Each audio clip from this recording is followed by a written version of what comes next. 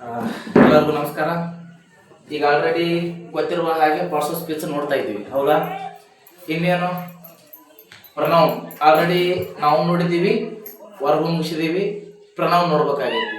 ಏನಿದು ಪ್ರನೌನ್ ಅಂದ್ರ ಅದನ್ನ ಸ್ವಲ್ಪ ನಾವು ಇವತ್ತು ನೋಡ್ತಾ ಹೋಗೋಣ. ಪ್ರನೌನ್ ಅಂತಂದ್ರೆ ಕನ್ನಡದಲ್ಲಿ ಸರ್ವನಾಮ ಪದಗಳು ಅಂತ ಕರಿತಾರ. ಏನಂತ ಕರಿತಾರ? ಸರ್ವನಾಮ ಪದಗಳು. ಹಾಗಾದ್ರೆ ಅದರ ಮೀನಿಂಗ್ ಏನಪ್ಪಾ ಅಂದ್ರೆ pronoun is a word. Pronoun is a word. ಇದು ಒಂದು ಶಬ್ದ. It means instead of noun. Instead of noun. Instead of noun ಅಂದ್ರೆ ಹೊರತುಪಡಿಸಿ ಅಂತ. ಯಾವುದರ ಹೊರತುಪಡಿಸಿ? ನೌನದ ಹೊರತುಪಡಿಸಿ ನಾಮಪದದ ಬದಲಾಗಿ ಬಳಸುವಂತಹ ಪದಗಳಿಗೆ ನಾವು ಸರ್ವನಾಮಗಳು ಅಂತ ಕರಿತೀವಿ. ಫಾರ್ ಎಕ್ಸಾಂಪಲ್, ಈಗ ಪದೇ ಪದೇ ಒಂದು ಹೆಸರನ್ನ ಬಳಕೆ ಮಾಡೋದ್ರಿಂದ ಅದು ಸರಿಯಾಗಿ ಅನಿಸುವುದಿಲ್ಲ, ಹೌದಾ? ಹಾಗಾಗಿ ನಾವೇನ್ ಮಾಡ್ತೀವಿ, ಹುಡುಗನ ಹೆಸರು ಪದೇ ಪದೇ ಬಳಕೆ ಮಾಡುವುದರ ಬದಲಾಗಿ ಅವನು ಅಂತೀವಿ. ಹಾಗಾದ್ರೆ ಅವನು ಅನ್ನೋದಕ್ಕೆ ಇಂಗ್ಲಿಷ್ನಾಗ ಏನಂತೀವಿ? ಹಿ ಅಂತೀವಿ. ಈಗ ಅವನು ರವಿ ನಾಮಪದ, ಓಕೆ. ರವಿ ಹೆಸರಿನ ಬದಲಾಗಿ ಡೈರೆಕ್ಟ್ ಆಗಿ ನಾವು ಅವನನ್ನ ಅವನು ಅಂತ ಕರೆದು ಬಿಡ್ತೀವಿ. ಅವನು ಅನ್ನೋದು ಏನಾಗುತ್ತಾ? ಇಲ್ಲಿ ಪ್ರನೌನ್ ಆಗುತ್ತಾ. ಅರ್ಥ ಆಗ್ತಿದೆ ಅಂತ ಅನ್ಕೊಳ್ತೀನಿ, ಹೌದಾ? ಈಗ ವ್ಯಕ್ತಿ ಇರ್ಬೋದು, ಪ್ರಾಣಿ ಇರ್ಬೋದು, ಪಕ್ಷಿ ಇರ್ಬೋದು, ವಸ್ತುಗಳು ಇರ್ಬೋದು, ಅವುಗಳಿಗೆ ಹೆಸರಿರ್ತಾವ. ಹೆಸರುಗಳ ಬದಲಾಗಿ ಅವನು, ಅವಳು, ಅದು, ಇದು, ಅವರು, ಇವರು ಅಂತ ನಾವು ಕರೆದ್ರೆ ಅವುಗಳನ್ನ ಇಂಗ್ಲಿಷ್ ಅಲ್ಲಿ ನಾವು ಪ್ರನೌನ್ಸ್ ಅಂತ ಕರಿತೀವಿ. Pronoun is a word. It means instead of noun. ನಾಮಪದದ ಬದಲಾಗಿ ಬಳಸುವಂತಹ ಪದಗಳಿಗೆ ಸರ್ವನಾಮ ಅಂತ ಕರಿತೀವಿ.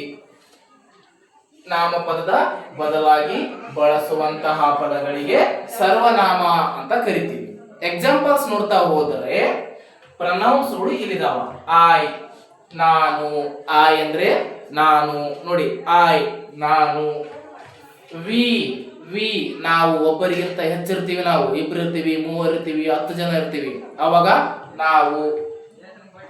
ಹಿ ಅವನು. ಹುಡುಗನ ಹೆಸರಿದ್ದಾಗ ಪದೇ ಪದೇ ಹೆಸರಿಟ್ಟು ಕರೆದ್ರೆ ಅದು ಸರಿ ಅನ್ಸಲ್ಲ. ಹಾಗಾಗಿ ಒಂದ್ಸರಿ ಅಥವಾ 2 ಸರಿ ಹೆಸರು ಕರೆದು ನಂತರ ಅವನು ಅಂತ ಕರಿತೀವಿ. ಹಾಗಾಗಿ ಅದು ಅವನು. ಶಿ ಅವಳು. ಶಿ ನೋಡಿ, ಹುಡುಗಿಯ ಹೆಸರಿತ್ತಪ್ಪ ಅಂದ್ರ ಶಿ ಅಂತ ಕರಿತೀವಿ. ಶಿ ಈಸ್ ಬೆಸ್ಟ್ ಫ್ರೆಂಡ್, ಹೌದಾ? ಹುಡುಗ ಇದ್ದಪ್ಪ ಅಂದ್ರ ಹಿ ಈಸ್ ಗುಡ್ ಸ್ಟೂಡೆಂಟ್, ಹೌದಾ? ಹೆಸರುಗಳ ಬದಲಾಗಿ ಕರಿತಾ ಇದೀವಿ. ಇಟ್ ಇದು. ಇಟ್ ಅಂದ್ರೆ ಇದು. ಇಟ್ ಮೀನ್ಸ್ ಈಗ ವಸ್ತುಗಳು ನಮ್ಮ ಹತ್ತಿರದಲ್ಲಿ ಇತ್ತು ಅಂದ್ರೆ ಇಟ್ ಬಳಸ್ತೀವಿ. It is a chalk piece ಅಂತ ಬಳಸ್ತೀವಿ, ಓಕೆನಾ? It is a chalk piece. ಈಗ ನೋಡಿ, for example board, green board ನನ್ನ ಹತ್ರ ಇದೆ. ಈಗ ಬಹಳ ಹತ್ತಿರ ಇರೋದ್ರಿಂದ it is a green board ಅಂತ ಕರಿತೀನಿ. ಈಗ ನಾನು ಸ್ವಲ್ಪ ದೂರ ಬರ್ತೀನಿ, ಅದನ್ನ ತೋರಿಸ್ಬೇಕೀಗ, ಅದನ್ನ ಹೇಳಬೇಕು ಅಂದಾಗ that is a green board ಅಂತ ಕರಿತೀನಿ. ಹಾಗಾದ್ರೆ ವಸ್ತುಗಳು ಸಮೀಪ ಇದ್ದಾಗ ಇಟ್ ಬಳಕೆ ಮಾಡಬೇಕು, ವಸ್ತುಗಳು ದೂರ ಇದ್ದಾಗ ನಾವು ದಟ್ ಬಳಕೆ ಮಾಡಬೇಕು. That is the difference between it and that. Next that, ಓಕೆನಾ? ದಟ್ ಈಸ್ ಅ ಬೋರ್ಡ್ ಅಂತ ದೂರ ಇದ್ದಾಗ ಕರಿತೀವಿ. ಈಗ ಫಾರ್ ಎಕ್ಸಾಂಪಲ್ ಇಲ್ಲಿ ನಿಂತೀನಿ, ಅಲ್ಲಿ ಒಂದು ದೂರದಲ್ಲಿ ಮರ ಇದೆ, ದಟ್ ಈಸ್ ಅ ಟ್ರೀ ಅಂತ ಕರಿತೀವಿ, ಹೌದಾ? ಆ ಮರ ದೂರ ಇತ್ತು ಅಂದ್ರೆ tree, that is a tree. ಅದು ಪಕ್ಕದಾಗಿತ್ತು ಅಂದ್ರೆ ಹತ್ತಿರದಾಗಿತ್ತು ಅಂದ್ರೆ ಇಟ್ ಈಸ್ ಅ ಟ್ರೀ ಅಂತ ಕರಿತೀವಿ. ಹೀಗೆ ಅದು ನಿಮ್ಗೆ ನೆನಪಿರಬೇಕು. ದೇ ಅವರು.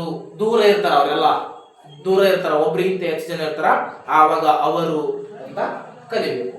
ಇನ್ನ ಯು.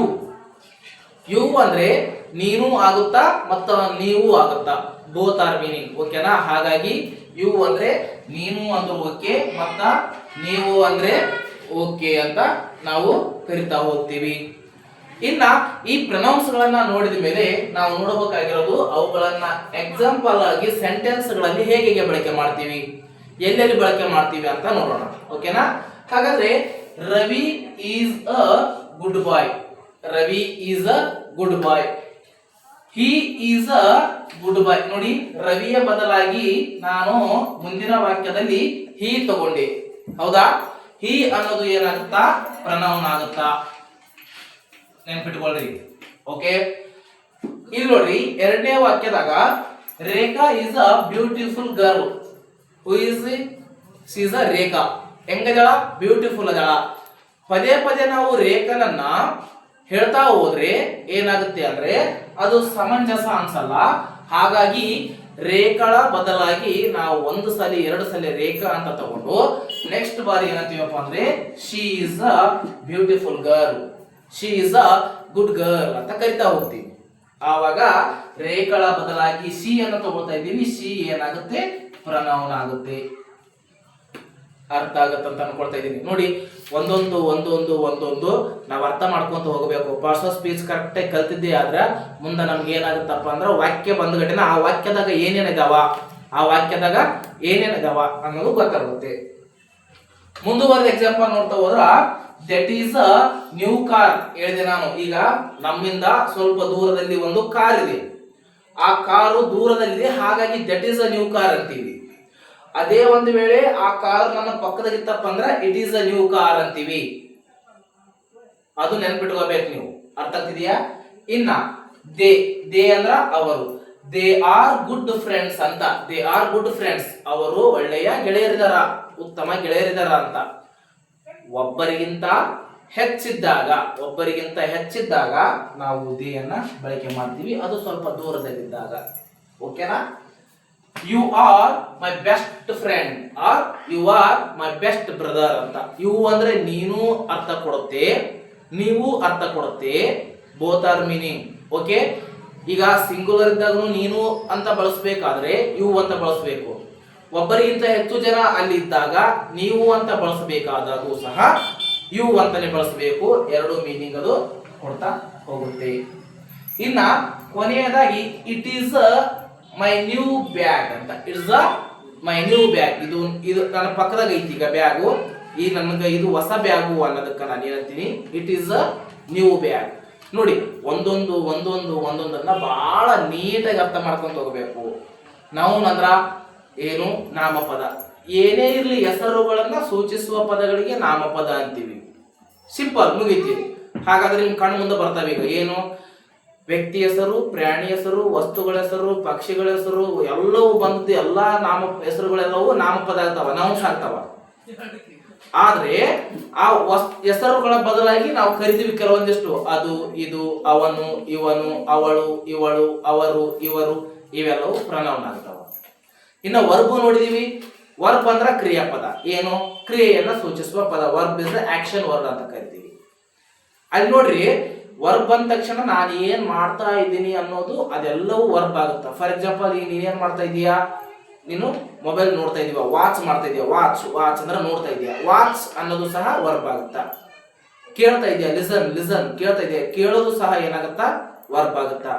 ನಾನೇನ್ ಮಾಡ್ತಾ ಇದೀನಿ, ಮಾತನಾಡ್ತಾ ಇದ್ದೀನಿ, ಅದು ಸಹ ವರ್ಬ್ ಆಗುತ್ತಾ.